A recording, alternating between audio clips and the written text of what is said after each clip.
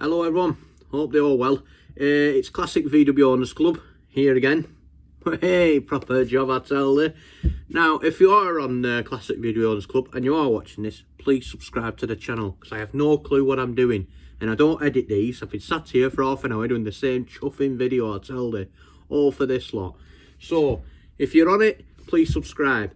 Now, if you're on YouTube and you're just watching this for the first time and you're just getting involved with it, go over and join Classic VW Owners Club on Facebook and you'll find out what we're all about. We're proper, we love it. I'm the one of the admin team amongst a few others, and we love what we do and we do it for the hell of it. Yes, I'm in my garage freezing, talking to a camera for the hell of it. Like I said, I'll get straight to it. I don't edit these. I'm not like, hi, I'm Matt Watson from CarWow. I don't do any of that. I ain't got a clue how to do it. I'm not into editing, so it goes out window. So if I waffle and I trip up or something happens and my wife walks in, then so be it. Shovel's a shovel. Shall we get on with it? Now then, I'm proper privileged, I've got to admit, to be asked these questions because I'm just like anyone else. I'm just an enthusiast. I love all classics. I'm not biased to any of them. Anything to do with VW. If it's Ford, forget it. I'm not interested. I'm not interested. But VWs, I told you now, proper job. I live it and breathe it. Hence why I run a club. Anyway, I've done the top 5. Now, I've been asked and privileged, like I say, to be asked so many times, what do you think the top VW is? And this year, I did a video last year and I never put it out there because I just didn't hit nail on the head. I just weren't happy with my decision. And this year, I've done it. I've decided, I've done it. So here we go. I'm freezing my gonads off, but I'm alright. I'm from Lancashire, so I can't put heater on her up because it's too loud. Anyway, shall we get on with it? So top 5, starting with number 5. I've wrote it down here, so you just have, like I say, I'm not like Matt Watson when we get it all, do all that stuff. We don't do that here, it's just straight to it. Number 5 is good old Polo Red Van. Now, to put it in context, Polo Red Van, I'm going to say it, it's going to be upsetting. Cover your ears if you're a Polo lover, because I am. I learned to drive in one. But they're the poor man's Golf. They are. They're the poor man's Golf, I tell you. But with this said, there's some really nice Polos out there. Now, I did an article on my page about the Polo Red Van 2 years ago about the Polos coming up. It was the way the young kids could get involved with the scene, and I'll accept anyone on my stands, whether they're rusty, the mint, they're a track car, it doesn't matter, everyone's involved with my club, I don't care what they're like. And we had a few Polo Red Vans last year sat next to a mint Golf rally, and the boys couldn't believe it, they were buzzing, but that's what my club's about. And these Polo Red Vans were for the young lads who didn't have the money to get involved with it. And now, let's be honest, these Polos are coming up in value, aren't they? I tell you, they're proper now. They're coming up, and I knew they would, and rightfully so, why not? And everyone's going, the silly money now, it's stupid. Well, it's all right for you lot who want big money for your cars. The boys who've had them and done the work to them and looked after them, and now they're coming of age, well, they're getting good money. So, proper job. Polo is up there, 100%. Now, if you're going to buy a Polo, I'd honestly try and find a G40. Just that.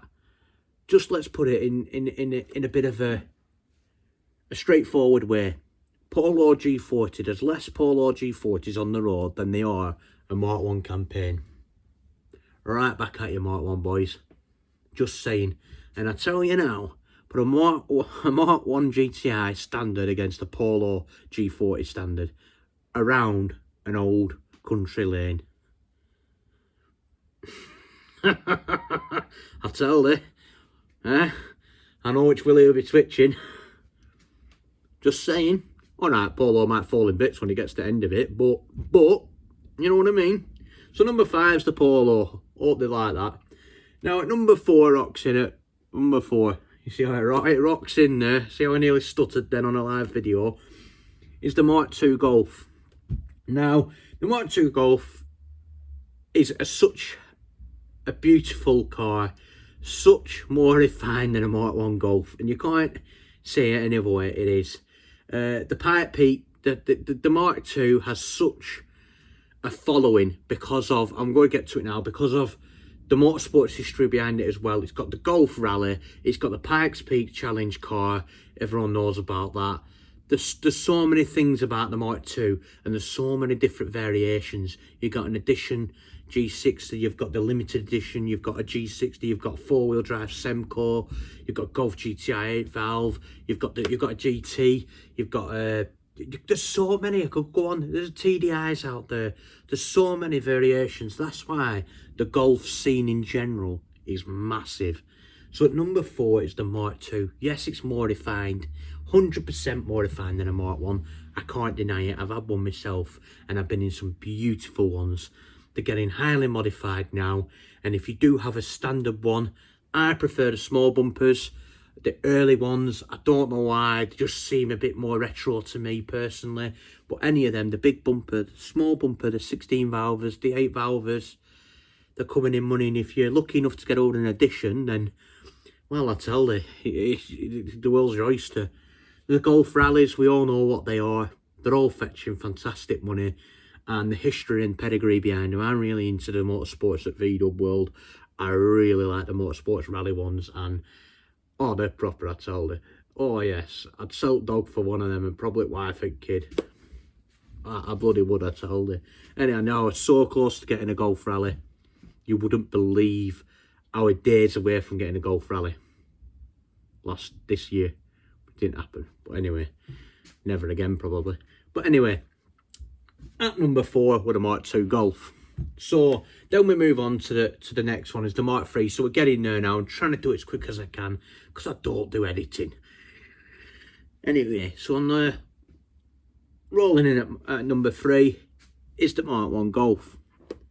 Now, it's not going to get to the top spot by far for me. Like I say, I've been watching my club, I'm watching everybody, we talk to people, and I was really struggling with the Mark I and the Mark II, which one would be better. Now, the only reason I've picked the Mark I is because it's the most iconic car of them all. Now, the Mark II boys, when you turn up at a show, you all sit there together like that.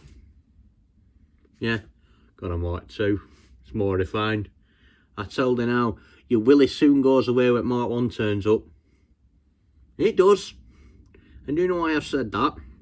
It's because wherever you go, young or old, petrol station, down the road, on the motorway, around your local areas, everybody knows the Mark I Golf. Everybody. Without fail. Doesn't matter even if you're a Ford boy, if you're a Lexus boy, a BM boy, the Mark I Golf is the pinnacle of cool. When you turn up to an event and the Mark II boys are sat there like that.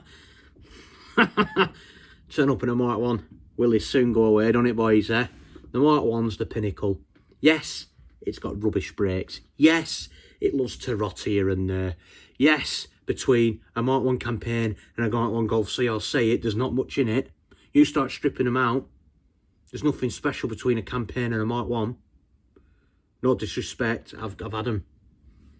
I'm just saying, got a bit of leather in it. Whoa. You know what I mean? They fetch big money now. They do. They do. And we're the pinnacle of what I wanted. And I've got it. And I'll be honest, between a Mark I Golf GTI and a Mark I Golf GTI campaign, no difference. But apart from slagging them off, I absolutely love them. And they've deserved the 3rd place for me. A Mark I Golf GTI is a pinnacle of a thing. It's just, everyone knows it, young and old. So it gets the 3rd place. Proper job. Now I'm whittering on. I'm trying to keep it 10 minutes, but I'm definitely going to go over that. And the next one's number 2. And this is, without doubt, the ultimate in V-dubs. And you can't lie. And it is an air-cooled, and it's a split-screen camper.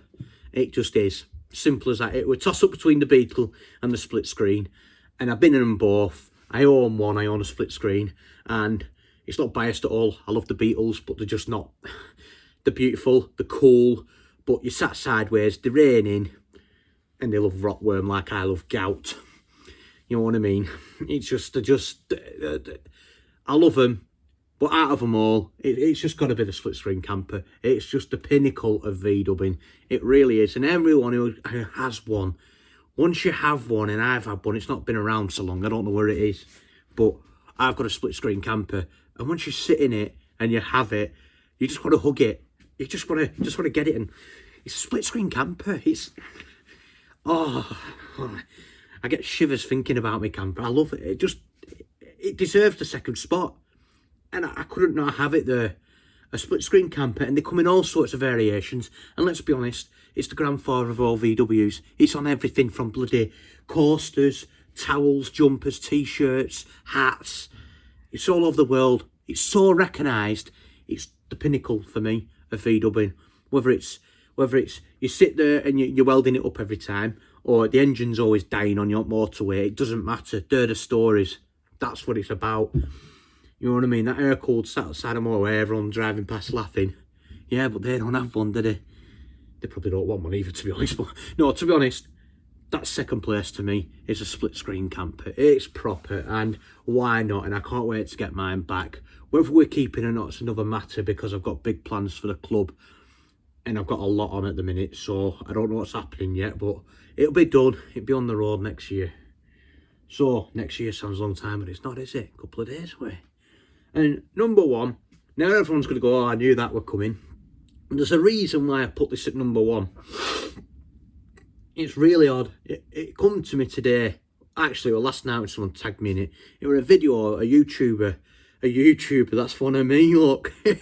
Proper job. Subscribe, please subscribe, I'm a YouTuber.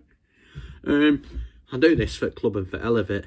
Anyway, this lad, very good lad at this stuff he does online, and he's created this car from the old one to the new one, and it's honest to God really good. It's smart as, and they should bring it out. Well, they shouldn't, because this is what I'm going to get with this.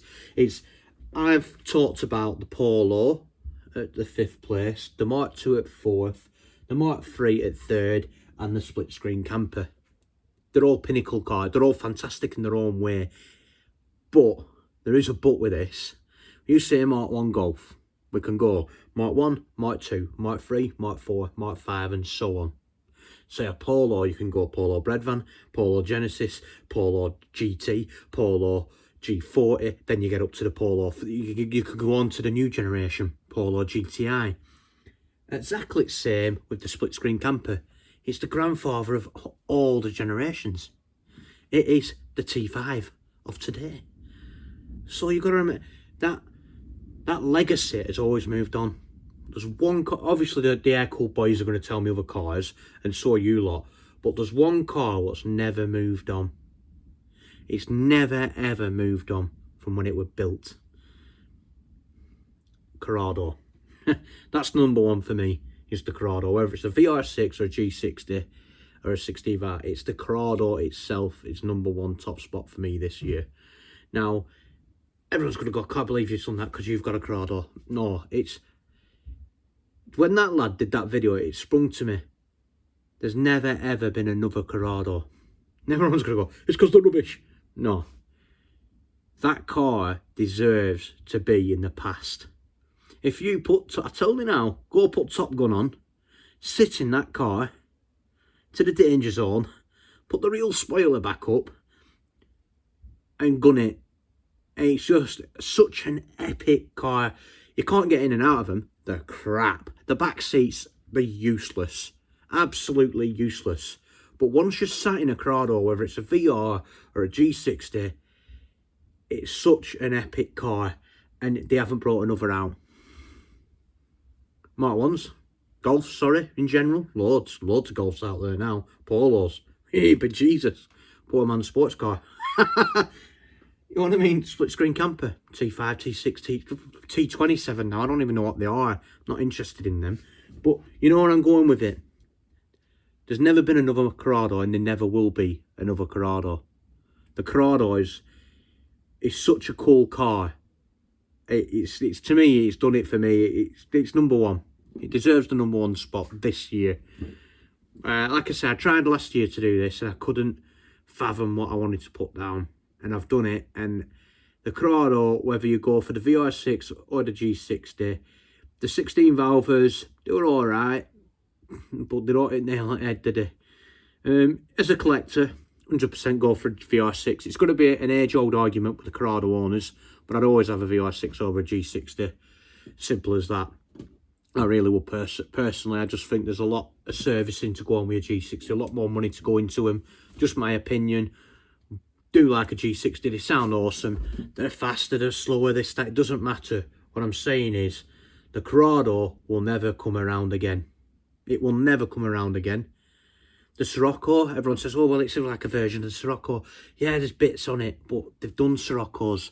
There's a new Scirocco out now. Siroccos are always going to be around. They always will be. But the Corrado will be quite an iconic car and always will be. And for that reason, I think it deserves #1 spot this year for me. Simple as that. Now, if you're into the Corrados, you start looking into them, full leather, this, that and the other, ABS working. Yeah, the fanatics, like there is with the Mark 1s, the Mark 2s, there is certain things you've got to look out for with them. But if you ever stumble across a Corrado campaign, then I suggest you better dig deep, because there's not many of them about. Not for everyone's taste. The readies are horrendous, the seats are horrendous, but it was a sales pitch for the salesman to try and for the managers to sell the Corrado, because at the time, nobody wanted them. Who'd pay big money for a Corrado VR6 when you could buy other things cheaper? You could buy a Porsche, I think it was like 944 for the same price. You wouldn't buy a V-Dub for that. So they're at its demise before they even come out. And with that, they've become rare. So like I say, just pitch it to you. Mark 1 Golf GTI, Corrado VR6. There's more Golf GTIs out there than there is a Golf Corrado VR6. And the Corrado VR6 will do it in reverse. It'd eat it in reverse. Mark 2 Golf. Oh, I got a G60 Mark 2 Golf. Beautiful car. Love them. But that Corrado handles so much better than a Mark 2 Golf. It just does. And that is as simple as that. You want to make Polo? Nowhere to be seen against the Corrado. The time the Corrado come out were a pretty bad time for him. But now, all these years on, I've got one sat out on my drive at the minute. You get in that, it's just a beautiful car. And the car boys know when you're driving them. They know what it is. Whether it's a G60 or a VR, that Corrado is cool, man. It's cool. So, yeah, that's my top 5. I've witted on there. There's no edit at all. No edit at all. I ain't edited none of it. You could tell it's proper. But we've gone from 5, 4, 3, 2, 1. So, like I say, I hope you like it. Please subscribe, because if I get good at this, I could try a bit more. And if you're not on our club, go and get on our club. We love meeting new people. We love getting about. We love getting people involved. And like I say, I kind of bit dubious to do it video, because a lot of people will be arguing the fact that it's all probably water cooled and air cooled and all the rest of it. But I've chucked in an air cooled there. I was going to chuck the Beetle in. I've been in them all. I just think this year, what's clocked up on our page, this has been a lot of it. So yeah, the hard one was the Mark 2 and the Mark 1, I will admit. The Mark 1 and the Mark 2 between 3rd and 4th were very hard. But I love the Mark 2. The Mark 2 is a better car. It is. But it's not the same. They're just not. Once you have a Mark 1, you've got to get another one. You've got to. Once you have a Mark 1, you'll never not have a Mark 1. It's the weirdest thing in the world. You can't come away from them. It's weird. Even if you had a Golf Sierra campaign or a non-GTI or Formula E, you can't come away from the bloody things. I've got one here now. I'm sick of it. It's sat here looking at me. You can't get away from a Mark 1. Once you've had one, that's it. And as for a Corrado, you'll never understand until you get in one. You'll never understand that feeling. I took a mate out in one a couple of weeks ago as a Golf R, and it's like 400 brake, DSG, spitting, farting, all the usual new stuff, and it's fast. I took him out in the Corrado, and I tootled round, it were purring, and then I just gone up back road, up to Slip Road, went up motorway, and I give it some. And he loved it. He said it's not mega fast. He said, but oh my god, it's like a Wookiee in the woods. What's holding your ass? It is, It's holding your ass when you're driving. And it's running round woods like that, going, oh! It is. I can't do it Wookie noise, but you get me. It's like a Wookie holding your ass, holding you up in woods, and you're hitting all trees. That's a Corrado VR6. The split screen camper. I'm going on a bit, but I just want to explain why I've done it, really. The split screen camper is just iconic. I've said it already. And that'll go nowhere. It'll always be second or third at the top of the league board because it's iconic. It's the most iconic thing there is. I'd say the Polos, they're a poor man's golf, but they're not anymore. I knew this had happened, and I knew they'd come up in value, and I should have got one a couple of years ago, and I didn't do. A Polo GT, Polo G40, anything like that is just, they're coming up now, and they're proper. So rightfully so. I hope you enjoyed the video. I'm wittering on. It's a long video, that, isn't it? I should edit them, really, shouldn't I? Proper job. Right, I'm wittering. If you're not involved with the club, please come and get involved with the club. Please subscribe. Because I ain't got a clue how I'm doing, because I don't see the subscribers. I just see I've seen views. So, hope everyone's well. Have a good new year. Proper job.